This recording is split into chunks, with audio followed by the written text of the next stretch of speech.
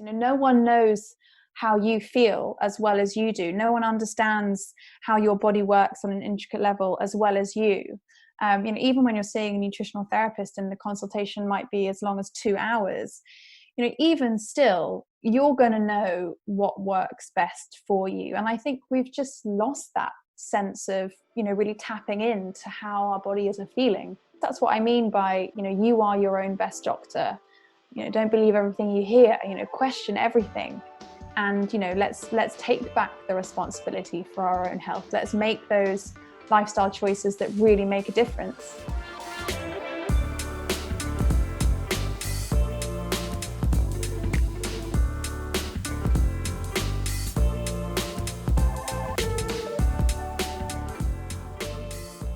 What's up, people? It's Tom here, back with another episode of Second Mind, the show that empowers you to be your greatest self and create a better world.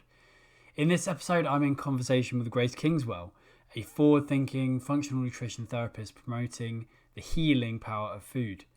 Through her functional nutrition practice, Grace works to treat and heal the root causes of health issues, guiding her patients on complex chronic issues such as SIBO, thyroid disorders, gut imbalances, eczema and psoriasis. She's also gained qualifications in breathwork and acupuncture, which she uses to help her patients improve their health with a holistic approach. I really enjoyed talking to Grace in the episode because she shares how her own ill health and healing process sparked her journey into functional nutrition therapy. We discussed the often unrealised intuition that we have inside each one of us to guide ourselves on our own journey to better well-being and health, laying out some useful tips for developing a better connection to our bodily signals. Grace talks about some of the common nutrition misconceptions that cause people to make poor health choices and gives her pointers for constructing your optimal diet. We find out Grace's opinion on the consumption of animal products and discuss the importance of mindfully engaging in the sensory experience of eating, plus a whole lot more. Grace has a wealth of knowledge, and it was a pleasure to chat to someone so passionate about their mission. And I really hope the conversation encourages you to view your relationship with food and your connection to your body from a new perspective. Enjoy the podcast and peace.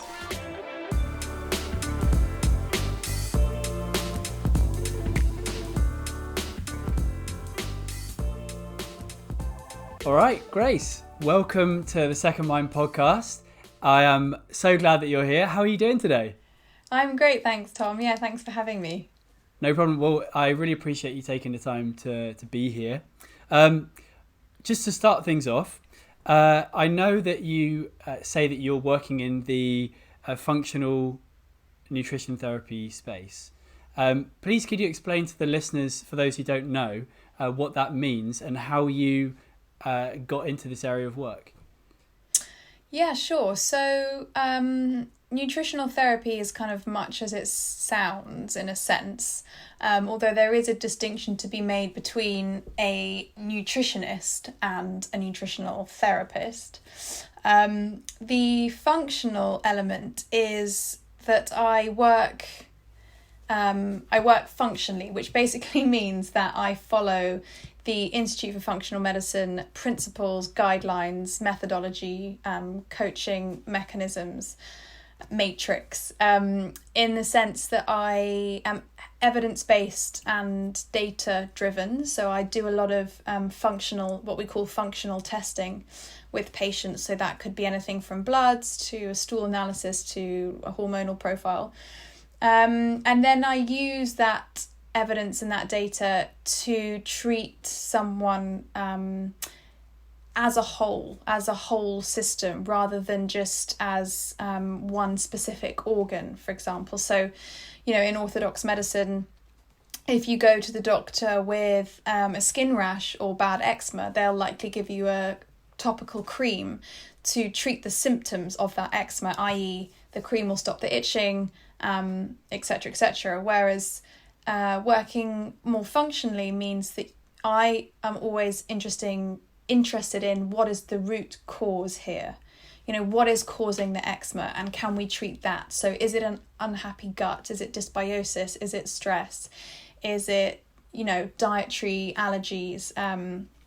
and immune triggers. So the treatment in itself is holistic and natural, I guess, is the correct word. And I use, diet, obviously being a nutritional therapist, food is a huge element of what I do, and supplementation and etc. It's not about giving one pill to fix a chemical formula to fix an issue. It's about working over a longer period of time to really get to the root cause of what is causing someone a problem. Yeah. And was it quite an organic journey for you getting into that space? What kind of piqued your interest in it in the first instance? Yeah, I mean, my interest was piqued because I have suffered from really ill health for the majority of my life. And I went to see a number of these, functional medicine, naturopathy, nutritional therapists in my own health journey. So, I mean, I guess winding back the clock from there, even before that, I've always been absolutely fascinated in the healing properties of food. My mum brought me up on a really healthy diet, but it was always seemed like such an injustice to me because I ate really well in comparison to all my friends at school or whatever, and yet I was poorly and sick and tired, and I didn't know what was wrong with me, but I knew that it was something. And so I always really latched on to food as, it must be because I ate that, or it must be, I must be feeling tired because I've had too much sugar, or I should try cutting out gluten. And, I had so much stuff go on kind of health-wise, and I was so ingrained in understanding basically my body and understanding why, and, getting to the bottom of it all. And I'd seen a traditional Chinese medicine doctor since I was about 16. And then when I was kind of just post-university, I think was the first time I went to go and see a functional medicine, nutritional therapy practitioner. And I was just fascinated, and I kind of just knew that I really wanted to study myself and, be able to help other people in the same way that she helped me to understand, how my body was functioning. So just took it from there, really, and I just learned more and more as I've gone. And I've just always been obsessed with health and food and everything to do with that. It must have been really empowering to have assimilated this new knowledge after going to these specialists and learning some things for yourself, and actually feeling more in charge of your health and thinking, actually, I can influence the outcomes through the choices that I'm making and through different strategies. You're seeing almost a new dimension to life, I guess. Yeah, well, I mean, it was frustrating because I actually always made really good choices. I was never the kind of teenager that went out drinking or partying, or, I was always trying to nurture my body, and I was always eating really good food and, organic food. And it annoyed me that I still wasn't feeling great. So yes, it did help me to understand my body, but also made me realize that, there's a lot we need to learn, and actually doing something like nutritional therapy is a lot of science. It's a lot of biochemistry and figuring out how the body works and learning about all the different organ systems. So it wasn't until I kind of mastered that I really began to kind of unravel stuff. But I mean, even then, a healing journey, I mean, it's taken me years to kind of get to where I am now, which I would say is kind of 80% of the way there. When you are treating someone in this way, and you're not just giving them a prescription medication that is guaranteed to do a certain job, it's a really up and down journey. And you can be feeling great, and then all your symptoms come back, and it's so demoralizing, and you kind of have to pick yourself up and start again. So it's been a long old ride, that's for sure. But I'm sure in a way also it's a very natural thing that a lot of young people have to go through, about learning a connection with their own bodies. And everybody has the variability in their own biology, and some people can seemingly coast through without many issues, and some people really go through the ringer, and looking at everybody else's choices thinking, well, they're making observably worse choices than I am. It's really unfair. But it's all part of the learning process, and I'm sure it's gifted you some really useful tools that you can use for the rest of your life also.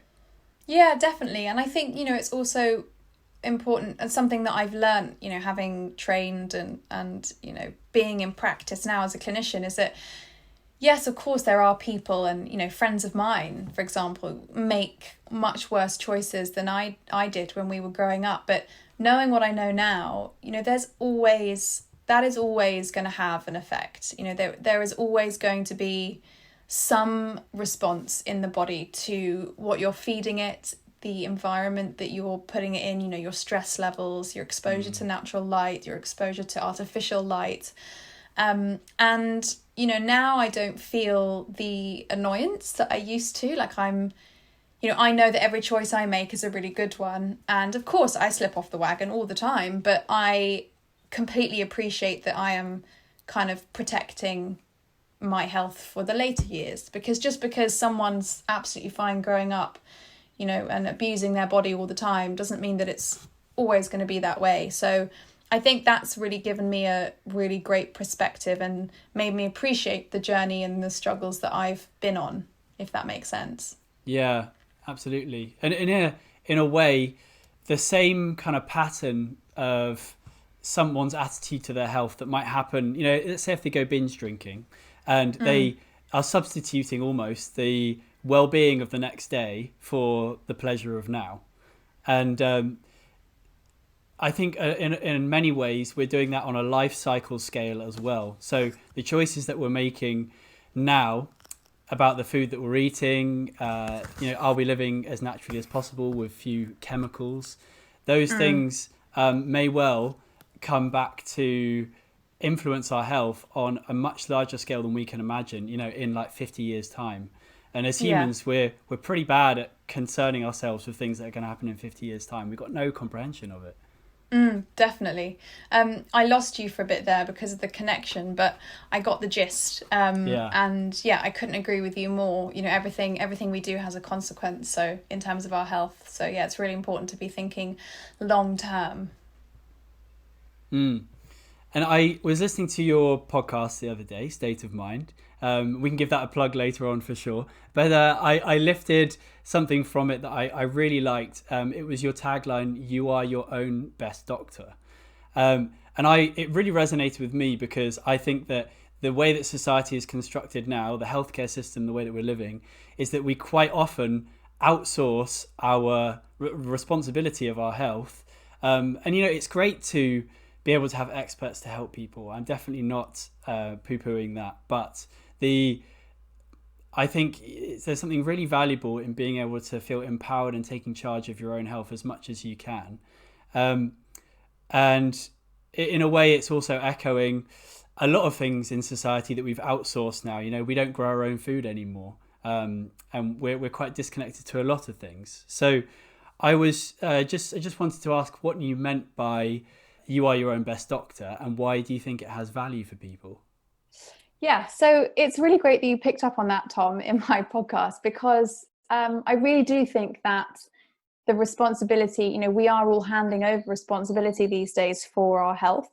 Quite often that's in a 10-minute consultation with a doctor, and they're kind of expected to understand your full medical history, make a diagnosis, and then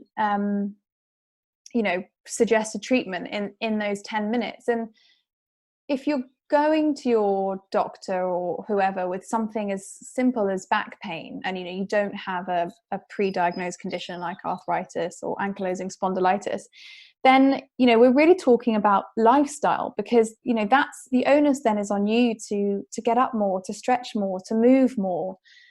We should be seeking out treatments for ourselves, taking responsibility for ourselves. No one knows how you feel as well as you do. No one understands how your body works on an intricate level as well as you.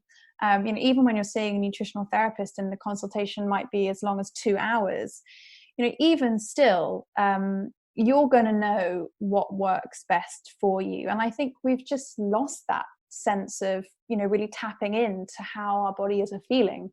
So I guess that's what I mean by you are your own best doctor. Don't believe everything you hear, question everything. And let's take back the responsibility for our own health. Let's make those lifestyle choices that really make a difference. Does that explain it? I think it's a really good concept to get on board with. Yeah, I think it is a really empowering thing for people to connect with, and it would be fantastic.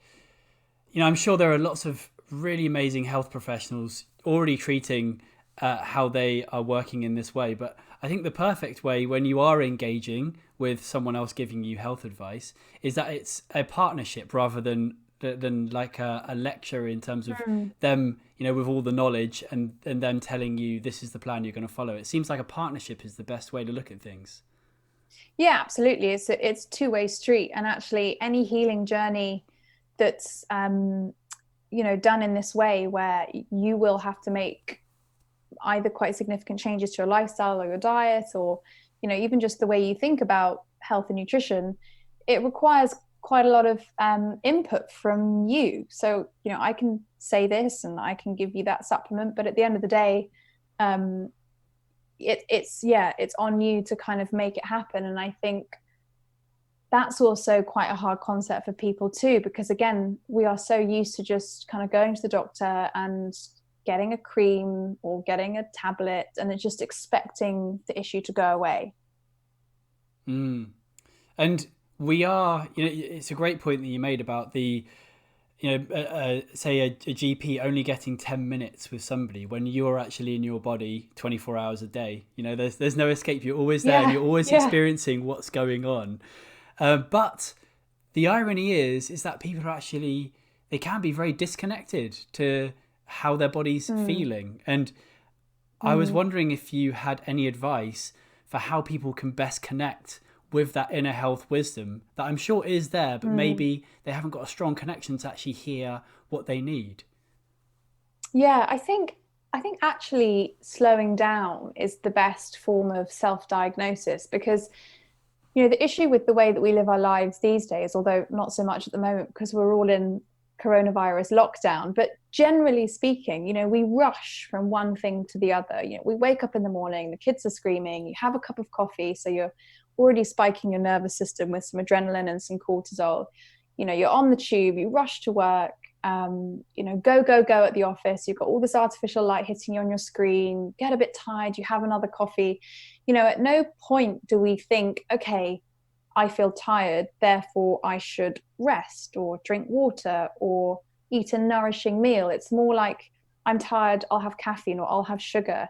There's always something, we're very clever as humans of finding something to kind of stop the gap and fill the void. And actually, a lot of the time, what we need to do is just slow down and create the space and give ourselves the time to sit with the feelings and think, wake up in the morning and don't just rush to put the kettle on, but actually think, how do I feel this morning? Am I tired? Am I thirsty? Am I stressed? Am I sad? Am I happy? Do I have the energy to go and do that workout, or should I just go for a gentle walk? I think we place so much pressure on ourselves to constantly achieve, when actually we can get so much value from just slowing down and just being a little bit more connected to the earth. Maybe it's going outside and taking your shoes off first thing and just feeling that connection to the ground and the soil. And taking the time to do a few deep breaths and just realizing that, today I feel a bit crap, so I'm just going to take it easy. I'm not going to drink 2 coffees and go and smash out a workout. So I think slowing down is definitely a big factor. And if I had to say something else, it would probably be just kind of just disengaging a little bit from the general wellness dialogue. So, not believing everything that you see on social media, not assuming that the diet that influences on that you follow is going to work for you, not assuming that veganism is right for you because it's right for everyone else and right for the planet. Actually what your body needs might be incredibly different from someone else's. And, that deserves a lot of thought and consideration, because ultimately we all want to feel energetic and happy and healthy, right? You don't want to go about your life in a state of chronic illness. Absolutely. I mean, talking about the information that we're getting and the, like people who are blogging and the food industry, what do you think are common misconceptions about healthy diet choices that you see commonly in society? I think that's a really good question, Tom, because I think there are so many. The first thing to say is obviously, you are your own best doctor, so you will know what works for your body and what doesn't. But probably the biggest thing for me is the sugar. And, we know that type 2 diabetes is absolutely rife within our population. We also know that so many more of us than we think are in a pre-diabetic state. And, we're still eating excessive amounts of carbohydrates and sugars. Now, of course, if you feel absolutely fantastic on a bowl of overnight oats with a lot of fruit and some maple syrup and some chopped dates and some peanut butter first thing, and after eating that, your energy levels are sustained throughout the morning, you don't have any peaks and troughs and whatever, and you don't need a little snack to get you through till lunchtime, then fair game to you. But for most people, that's not the case, and actually science dictates that that's not the case. So I think for me, the main thing is this whole kind of, if it's refined, sugar-free, it's healthy. There are so many people on Instagram, and I'm not going to list names, that are peddling a healthier version of a Twix bar, or salted caramel. This is packed full of dates and sugar and etc., etc. And it's still sugar at the end of the day, and it still will spike your blood sugar, and it still will make you feel tired, and it still will wreak havoc with your hormones and your gut health. And if I could change anything about the kind of social media space, it probably would be that. And what I would love to see is more people eating a protein-rich breakfast, which is accompanied by lots of healthy fats and some vegetables, because fundamentally that is a fantastic way to start your day. And a lot of the a lot of it comes from the plant-based movement, which on a lot of levels I think is fantastic. We all need to be eating more plants. We know for our gut health that lots of different types of plant fibers is the way to boost diversity in the gut and produce short chain fatty acids and all of that. But at the same time, humble scrambled eggs and some avocado and some kale or something first thing in the morning is just the most nutritious and in my view anyway, beneficial way that you can start your morning. So yeah, if it's one thing, it would be to kind of disassociate from the breakfast Instagram dialogue, the smoothie bowl dialogue. It's all too easy to get drawn into it as well, because if you scroll through it Instagram, looks so nice. Exactly, it's constructed in every way to make you want that. And all of these meals have loads of color. They've been beautifully photographed. It's really hard to not really want after these things. Yeah, and I think, I will caveat this by saying, and actually I wrote a post this morning for my Patreon subscribers specifically on this breakfast conundrum. I will caveat what I've just said by saying that, as humans, we are hardwired for sugar. And when you're tired, like we often are when we wake up, because we do live quite stressful lives, and there's a lot of things in our lifestyles that cause a lot of oxidative stress that we never used to have to deal with. It's not uncommon to wake up feeling a little bit tired. So of course the brain is a very clever thing, and it says, okay, well, what I need now is glucose, because I'm tired and I don't want to feel this way. So myself included, always wake up feeling like, oh, I'd love a coffee and a piece of sourdough with lots of sweet jam, or a croissant, or a big bowl of overnight oats with berries, and all of berries are fantastic for you, but you get the idea. So it is really hard actually. And one thing I do with all my patients is I kind of challenge them to do 7 days or even 2 weeks, just changing their breakfast, just change it to a protein-based breakfast. And that's a really simple thing to do that will really, really, really positively impact your health, getting those nutrients in first thing, especially protein. So yeah, I think it's important to realize that, you know, no one is a saint, and of course I often gravitate to sweeter things in the morning. It's human not to, but it's something just to bear in mind, I guess. That's a really useful practical tip, Grace. And I think it's really empowering to give people a direction to go and say, actually start questioning why we do all these things. You know, everything that about our food culture is constructed in a certain way, and you can just go through the day-to-day living going along with that structure. But if things aren't working for you health-wise, there's nothing wrong with questioning all the aspects of your diet and say, okay, why do I do this? And actually engaging in more conscious thought about it. Yeah, I think that's such a good way of looking at it, is, you know, finding your why and questioning why.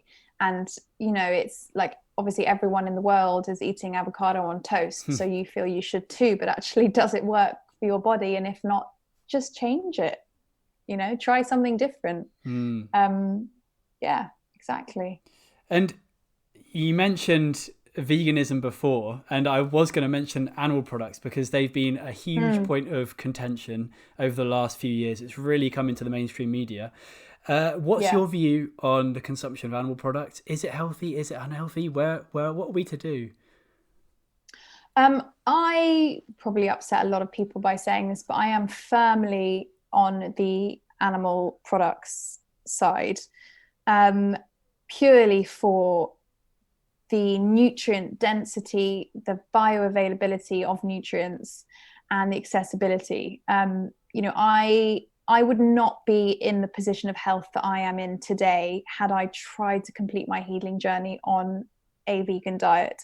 I'm not saying that it doesn't work for some people, because clearly it does. You know, there are, you know, if you are thriving on a plant-based diet, then, you know, I'm not going to know you because you're not a person that's come to my clinic. But often what I see in clinic is that, you know, the people that come to me and are completely devoid of nutrients, they are tired, they are suffering with anxiety because they haven't got the right types of fats to, you know, have a healthy brain, are the ones that are kind of resolutely sticking to this plant-based diet. And whilst I think that we should all be using meat as a condiment rather than, you know, like a condiment rather than the full, you know, it's not about a huge steak and a few vegetables.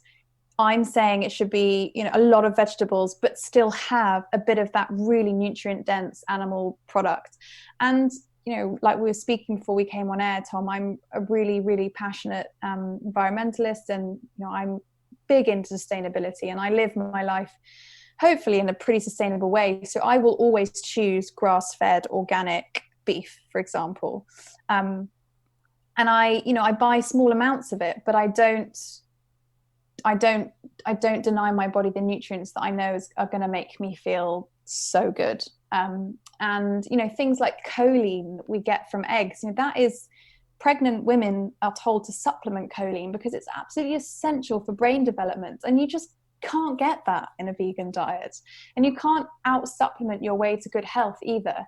You know, it's always, for me, it's always food first and supplements second.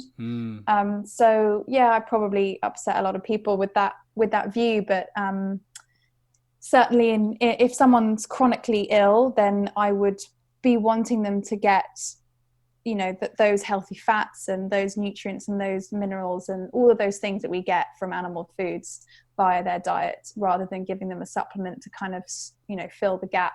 But of course, if you are on a plant-based diet and you're thriving and you've had your blood levels checked of, you know, for nutrient deficiencies, then I'm all for it. But if it's not working for you, then I would say don't be afraid to make some changes, because, you know, fundamentally, if we want to protect the planet and you know, all of that good stuff, we need to be healthy ourselves first. Because I know firsthand that if you are chronically sick all the time, you haven't got the energy to think about anyone else apart from yourself. Yeah. So, you know, in order to heal the planet, we've got to heal ourselves. So I think, yeah, it's an important point for me, definitely.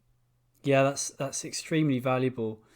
And there really is, you know, some people, they really have to, coming back to you are your own best doctor. If they are trying a certain diet and they're not feeling good, it's really difficult to separate, what's best for me, and also the big ideologies that come with diet.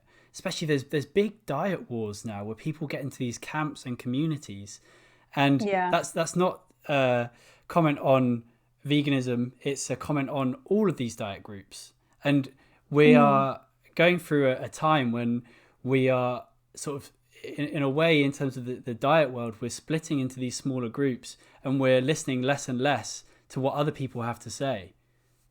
Yeah, I mean, absolutely. And you've got the carnivore movement happening now as well. And I just take a really balanced approach. I want a little of everything in my diet, because I truly believe, as humans, we are omnivores. So I personally would not be restricting, massive food groups from my diet. I just take a little from everything that I know is going to make me feel good. And like I said, I view meat as, not necessarily the main event, but I like to have some of it. It makes me feel really good, really nourished. So yeah, I think it's just about, for me personally anyway, it's just about a balanced approach. That's really valuable. Do you think positive results can come out of sort of non-scientific findings? Maybe things aren't proven in studies, but there's lots of things like cultural knowledge around diet. Do you think that in today's society they're too quickly dismissed with a lack of, say, scientific studies, or maybe it's not super well researched? People just immediately pass it to one side. Yeah, I think so. And I think, a perfect example of this is the celery juice thing that's kind of almost had its day now, but was massive craze like 6 months ago.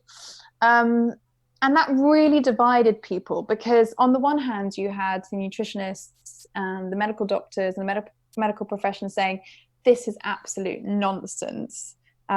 You cannot cure all of your health issues by drinking celery juice.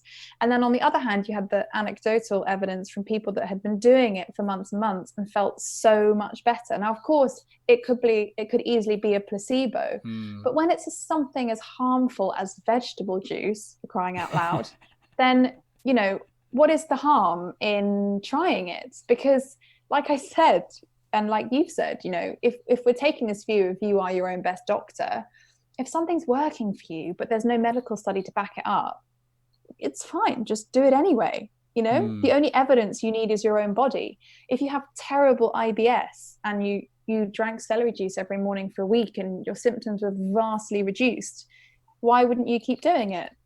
I think, all of those old wives' tales as well, quite often there's a lot of truth in them, and taking a really holistic approach and just tapping into how you're feeling and, trying new things. I never think that's a bad idea. It's all just expanding your knowledge at the end of the day. Medical studies are great, but quite often they're done under conditions of artificial light, which is not the environment that humans have evolved to live in. At the end of the day, most of these trials and studies are done in laboratories where we have isolated the blue spectrum of light, whereas humans have evolved living under the sun and the sun's rays, where we've got infrared, we've got near infrared, far infrared, we've got purple, red wavelengths, green wavelengths, and that all plays a massive part. So for me personally, I love the data and I love what comes out of medical trials and all of that, but at the same time I would again take it with a pinch of salt and just listen to your body and figure out for yourself what works for you and what doesn't. And we were talking earlier about sort of that individual variability about people's diets. Would you say then, if there was one perfect diet, it would be balance?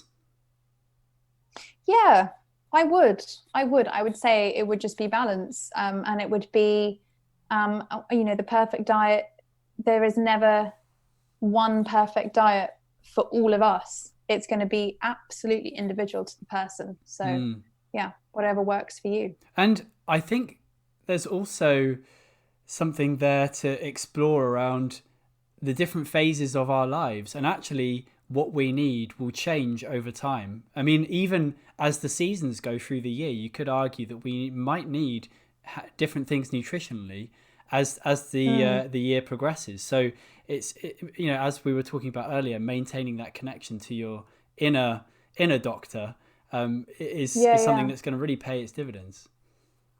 Yeah, I agree with that 100%. I think, we have to look at what's in season, and we have to understand as well what that means for us on a cellular level. So, for example, in the winter in the UK, in terms of, if we look at sugar, for example, in terms of sweet foods, we pretty much just have apples and pears in season at that time. You come round into summer and you've got some strawberries and raspberries and berries. And if I'm honest, that's kind of the extent of the sugar that we should be having, because we have evolved to naturally eat those foods at that time of year. So if you're eating, and again, I want to caveat this by saying that, everything needs to be taken with a little pinch of salt. We can't live in like super hard and fast rules all the time. But for example, if you're having, 4 or 5 bananas in a smoothie bowl in the depths of winter, then that is not speaking to your body on a cellular level. That is not what your body is expecting, that amount of sugar at that time of year. And therefore, is it really going to work for you and provide you with the best nutrients? Say you started your day with, greens that were in season, eggs, or, even something like, again, I'm going to get hate for this, but something like liver is so nutrient dense. And, again, seasonal food. So it is a consideration. Bananas don't grow in the UK. Avocados don't grow in the UK. What do we have? And let's eat that, because from an evolutionary perspective, our bodies are programmed to absorb those nutrients better, to put them to better use, and ultimately, we'll feel better at the same time. Yeah. So, yeah, I guess seasonal eating is a big one for me. And like you're saying, we lose touch with that completely when we shop in supermarkets, because food is flown in from Kenya and South America, and getting back to the farmers market and seeing what they've got available is a really good way of boosting your health. Yeah, absolutely. I mean, mentioning the food landscape there, about the world out there, how we're consuming food. When you see the current food landscape, what do you see personally? In terms of explain what you mean by landscape. Our societal relationship to food, the way that our system is, how our system is making it easy for us to consume certain foods and maybe not others. Yeah, I think, certainly we have a lot less connection of where our food comes from. But I think there is also really good things happening with the kind of regenerative agriculture movement, and, getting back to the farmers market and talking to the growers and talking to the producers, and, really understanding the cost of producing that food from a, labor perspective and environmental perspective. And also, one thing I really hope is gaining momentum as well is that we're appreciating the value of organic produce a lot more. Food that hasn't been grown with chemical fertilizers, because the kind of quality of our soil is directly linked to the quality of our microbiome, for example, and our gut health. So I think the landscape is changing for the better. But I think the vast majority of us still just see food coming from a supermarket in a clear plastic bag, which is sad, but hopefully changing. Yeah. And as much as that health connection needs to be maintained inside, it also needs to be maintained looking in the outside world as well. You were mentioning like soil health and things that are, they've been studied by scientists for a long time, but now it's coming into mainstream conversation more and more, and we are starting to really, as a society, hopefully understand that the health of our environment is the health of us, because we are nature, and nature sustains us, and we sustain nature. So there's this utterly bound relationship that we have, and it's really important to observe that. Yeah, totally. And I think someone that talks about this really eloquently is my friend and fellow podcast guest, actually, Tony Riddle, the natural lifestylist. And he always talks about it. He says, it's it should be the ecosystem, not the ego system. And I think that sums it up really well. Yeah, I like that. I might have to steal that at some point. So if someone on a personal level has an imbalance in their relationship with food, are there any like telltale signs that they could pick up on about, that they might need to make changes? Well, firstly, define what you mean by relationship with food. So if they were, say someone, every time they come home from work, they have a very stressful day at work, very stressful job. Every time they get home from work, they always start to open the cupboards and they look for what's in there, like maybe for a sugary snack. Would you class that as a balanced relationship with food? Because it seems like a lot of people, especially with our relationship to hunger, it seems like our relationship to hunger is slightly out of its natural rhythms. Yeah, I think that's a really good way of putting it. And I would probably class that relationship you've just described as totally normal behavior for 99% of the population, because we are all very good, myself included, at using food to fill an emotional hole, whether that's stress eating, anxiety, feeling low and needing a bit of a pick-me-up. Or being bored as well is a huge one. And again, I think in that situation, it would be about coming back to the whole mindfulness element of eating and, the gratitude and, making sure that when you sit down to have a meal, you're smelling it and you're salivating and you're chewing it and you're really feeling that it's nourishing your body rather than just shoving stuff down. And 10 minutes later not really knowing what you ate because you did it in such a hurry and you were so stressed. And again, it's pausing before you do that. So if that is your behavior when you come home from work, then what can you do for 10 minutes as soon as you get in before you open those cupboards? The brain is an amazing thing. It doesn't take that long to rewire pathways for different habits. So say that is your normal behavior, but instead for a week or 2 weeks, the first thing you do when you come home is you do 10 minutes of breath work, or you do 10 minutes of, sun salutations of downward dogs, or you take a shower and you do some deep breathing in the shower. Anything to switch you into a more parasympathetic state where your nervous system isn't kind of go, I think would be really helpful in the case of some, in that scenario that you suggested. My other thought when you said unhealthy relationship to food is usually I use that in the sense of either, someone that potentially undernourishes their body, which is not my area of expertise. And actually, if I do have patients that I feel like that is an issue, then I will refer to another practitioner. But again, I think in the case of stress eating and snacking, which is something we all do, I think it's like taking the time to pause and picking up another habit to try and kind of rewire the brain before you kind of go for the cookie jar, if that makes sense. And we have all been there. Like, I think emotional eating is something that almost anyone in Western society is engaged with. Yeah, especially at the moment with everything that's happening with coronavirus, and we're all at home all the time, and it's so easy to snack. And I've been eating a lot more than I would usually, but I think you've got to be kind to yourself at the same time.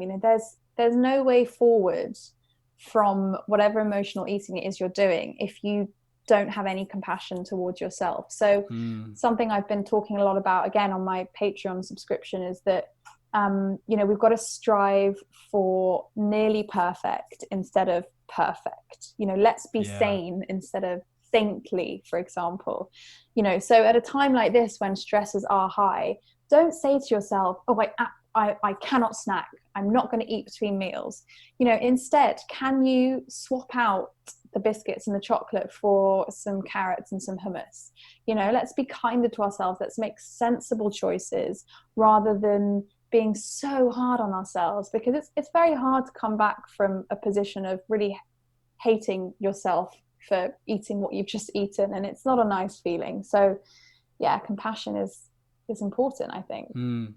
There's definitely a strong, if you have eaten that piece of cake that you shouldn't have, it was tempting on the side of the counter, really just hating yourself afterwards is not going to help anything. And if anything, it will then spur on more emotional eating and bad food choices. So it's, totally. Having compassion is something that's so valuable.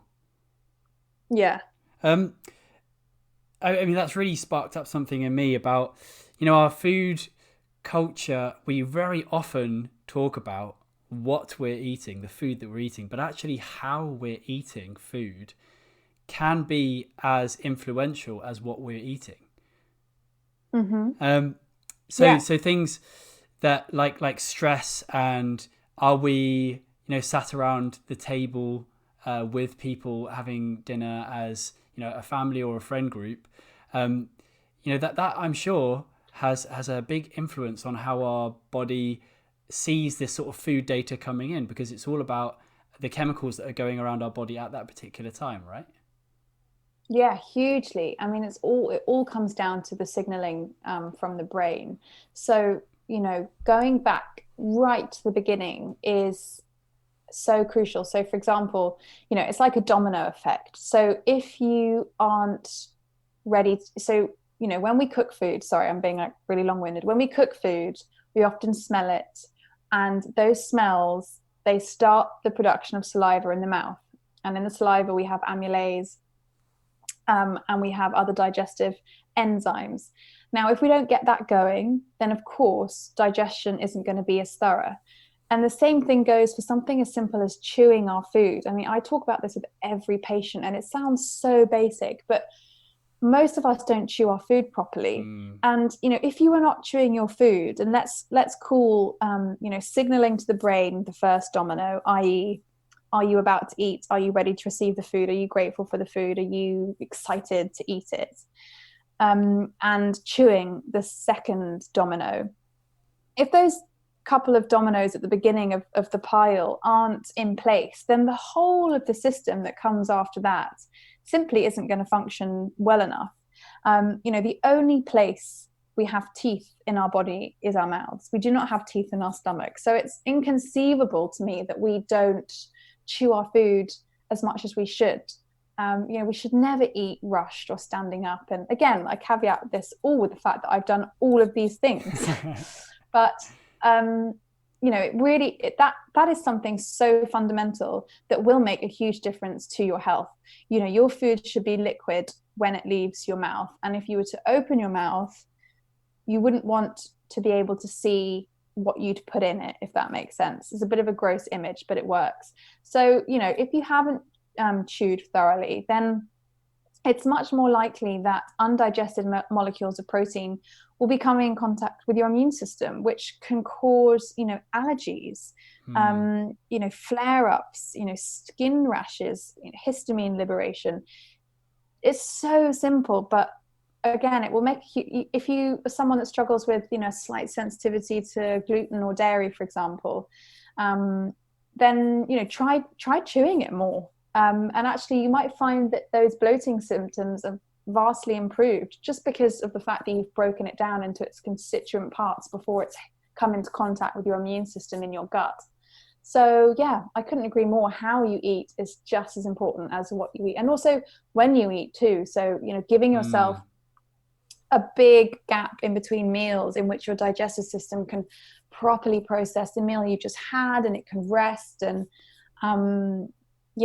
timing of meals is just as important too. Yeah, when you think about it, our poor digestive system, in terms of like the systems in our body, that's the one that is, with our modern lifestyles, it's just constantly on the go because we're constantly popping stuff in there, and it really doesn't have a chance to rest. And then when the stuff does come in, it's in maybe a very stressed state. You can imagine how many people living in London in corporate jobs, they get a 20-minute lunch break, 15-minute lunch break, and they put in a sandwich and a packet of crisps, the classic meal deal, in about 15 minutes. There's not even near enough chewing in that time to get that meal down.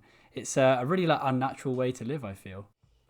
So, Grace, if there was a health Bible being put together and you got to edit or write and edit the chapter on food, what are some good basic ground rules that you'd put in for healthy eating that people could use?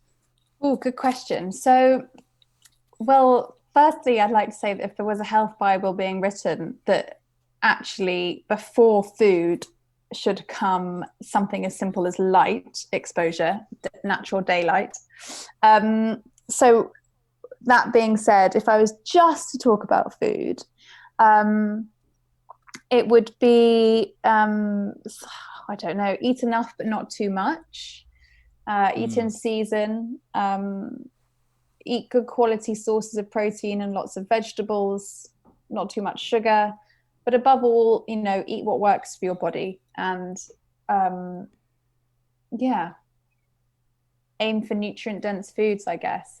It's hard because food for me, in the kind of picture of, doing what I do, food is obviously important, but it's not the be-all and end-all. It's not the whole picture. So, a good diet is great, but if you haven't got the environment right or the light, right, the stress, all of that stuff, then you can have the best diet in the world, but if you're stressed, you're still going to be unwell. So it's not a very good answer to your question, I'm afraid, but I would have to say that I would need more than just the food section to edit. But I think that's a fantastic point.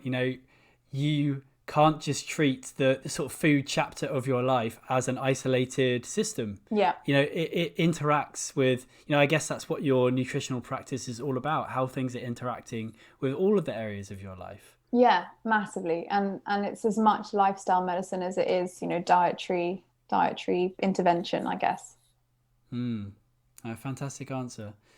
If you were in government and you could ban one food, you had the deciding vote, which one would you ban? Sugar. Sugar. Yeah. Clear choice. Yeah, clear choice, I'm afraid. Processed sugar. And you alluded to earlier on in the podcast, you had your own health issues, and I'm assuming at some points you must have felt quite stuck. Do you have any mindset advice for other people who might be experiencing health issues that at the moment, maybe they're feeling like there's no way out? Yeah, definitely. And I think it's so great that you've thought about that, because mindset is so important in any healing journey. So, for me personally, I was just really struggling, and I really wasn't getting anywhere, not making any progress, despite kind of trying to do everything I could.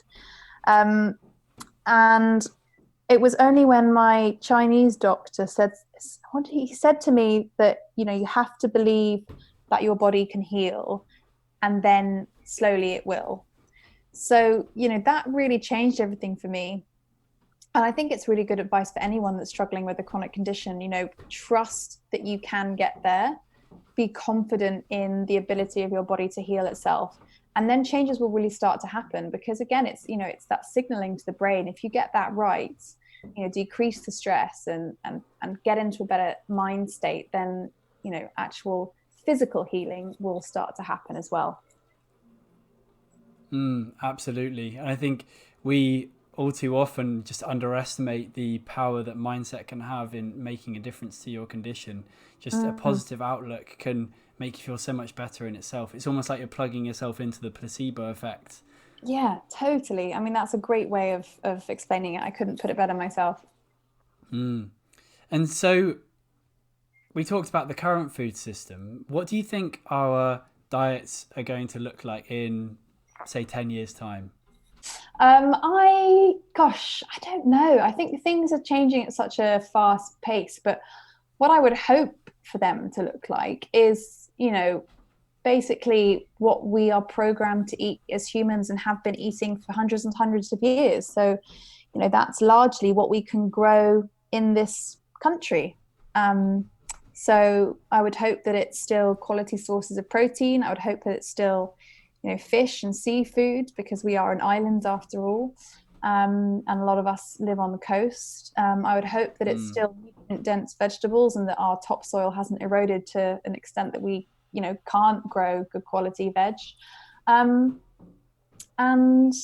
yeah, I would hope as well that, with the knowledge coming out now that processed foods are bad for us, that we actually see a decline in that. So, things that come in a packet with ingredients that you can't pronounce. I think it will take a lot for us to get there, but if I could wish, then that would be it. I think that's a fantastic vision of the future. I hope we make it there. Yeah. If someone has been listening to the conversation that we've been having and has been inspired by you from this podcast, how can they turn the inspiration into action to start to better their health? Do you have any sort of first steps that people could use in terms of diet and maybe holistic health? Yeah, I mean, there's some resources on my website.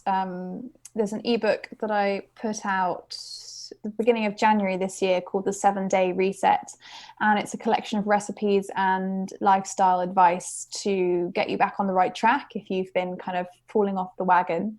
So that's always a good place to start. If anyone has any kind of serious health concerns that they want to talk to me about, whether it's kind of gut health related or hormonal or allergies, food intolerances, then again, book in to see me via my website.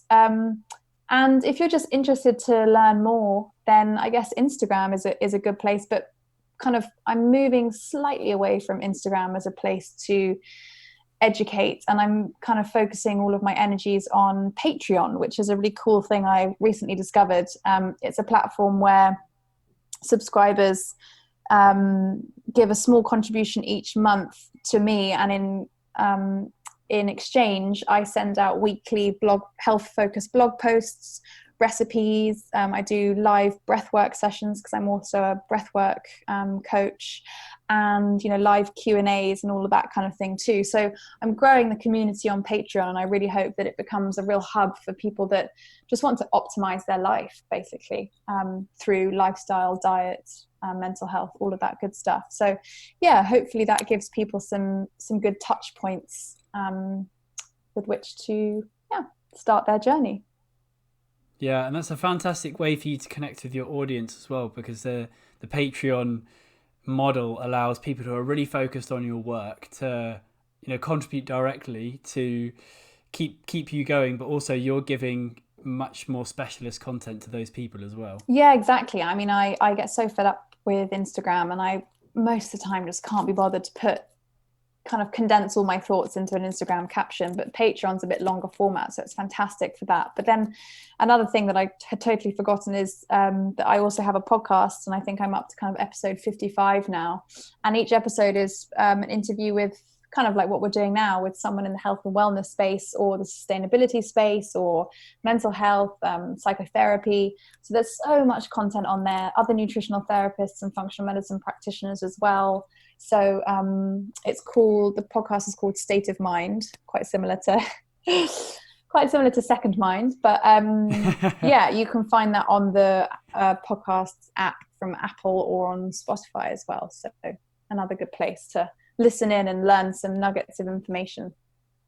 Well, you've been doing a fantastic job with that. I've been listening to a few over the last few days, and I've been really enjoying those nuggets that have been coming through, spanning way past just nutrition, going into areas of sustainability and mindset and healing, and just basically being able to thrive with the planet as well. Yeah, totally. Well, thank you, Tom. No problem. If you had a phone call with the 20-year-old version of Grace, what would you say to her? Oh, I need to think where I was at 20. I guess I was sort of maybe final year at university or about to be. I don't know, because I think often looking back is quite a bad thing to do. I mean, I was incredibly unwell at that age, and in fact I had quite a major operation in hospital, I think the year after, when I was 21, and life for me after that was quite hard, from a mental perspective. And I guess so I would just sort of say it's going to be okay, and things will work out, and yeah, just kind of keep doing what you're doing. You'll get there. I think time is an amazing thing, isn't it? And perspective is also just so valuable. So probably just words of encouragement, I guess. Yeah, and I think. Oh, and also stop eating so many gluten-free hot cross buns, because I had a bit of an addiction for those at university, and I don't think it did me any favors. We're only human, though. Sometimes it's hard to resist the treats. It is, yeah, it is. What would you say, if you could pick a single thing that's made the biggest impact on your health and well-being? What is that? I think it's just, I don't know. That's a very difficult question. Or just pick a couple of things if it's hard to narrow it down to just one. Yeah, I guess knowledge and understanding of how my body works. And I guess also a big thing for me is having learnt to not rely so much on food as an emotional support.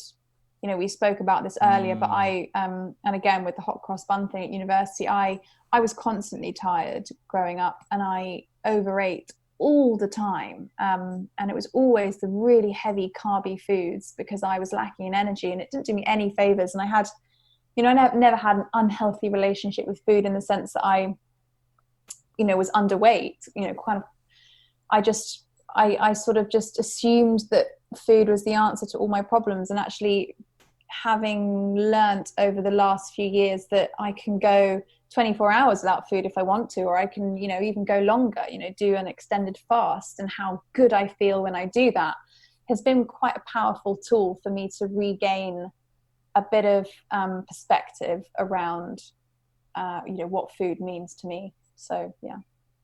Yeah, I think that's really powerful. Before I ask the last question of the podcast, I know you mentioned before about your Instagram, and you mentioned State of Mind, your Patreon. Are there any upcoming projects or any other ways to connect with you that you'd like to share with the people out there? Well, I think it's quite difficult in times of Corona, isn't it? Because I can't see anyone physically, or plan any events. There was a couple of things I was supposed to be speaking at in London, but sadly they've all been cancelled. So I guess for the time being, it's the digital space, and Patreon for me is quite new, and I'm putting a lot of time and energy into that. So I guess if you are keen to learn more and engage, then that is where to go. But also Instagram, I'm just at Grace Kingswell. And I always post about my podcast and stuff on there if I've recorded an episode. So yeah, in terms of big projects in the pipeline, not many really. We're in the middle of a house move, my husband and I. So I'll be starting a new life in Cornwall in a few weeks' time, and getting stuck into some home DIY. So it's going to be taking up my attention for the time being. Lots to look forward to. You're going to be the next handyman around the house. Yeah, I'm looking forward to it.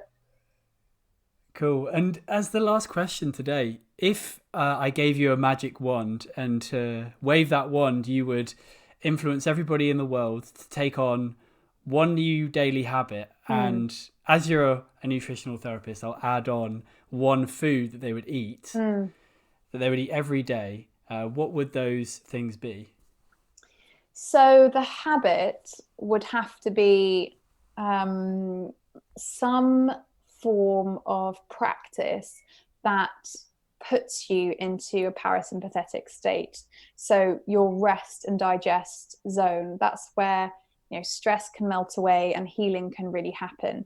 And all too often in 21st century life, we are go, go, go all the time. We're constantly in fight or flight, and we never really access that very, very important parasympathetic state. So whether, and that looks different for everyone, because not everyone is going to be able to meditate or do yoga or, go for 5 minutes. So even if that's, looking up some breathwork techniques, even if that's, dancing in the living room to your favorite track, whatever it is that gets you into that relaxed zone, that would be it. Do it. And in terms of a food, I don't know. Probably some form of dark leafy green vegetable. Which is very predictable, but I think that ticks everyone's boxes, whether you're plant-based or on the carnivore. Well, no, it wouldn't work if you're on the carnivore diet, but if you're omnivorous or you're plant-based or you're veggie or vegan, everyone needs to be eating their leafy veg. So something dark and green and leafy. I think we could all do with some more greens in our life. Yeah, I can never get enough greens in. Yeah, totally. Wicked advice. Well, Grace, thank you so much for spending time with me on the podcast today. Thanks, Tom. And I'm sorry that it's maybe the listeners won't glean this from the episode, but we've had a lot of technical difficulties today, so I'm very sorry about that. We'll splice it all together. The gold is still in there. We're gonna patch all the gold together. Awesome. But yeah, Grace, it's been a fantastic conversation. Thank you so much for spending the time. Thanks, Tom. Bye. Okay, that's all for today. Thank you so much to all the listeners out there for joining us for the podcast. If you enjoyed the conversation and you'd like to share it with people in your circles, please do, because it helps get our message out to more people. And also like and subscribe to show your support. We'd also love to hear your thoughts on the episode and of the Second Mind podcast, so please do leave comments. Until next time though, stay true.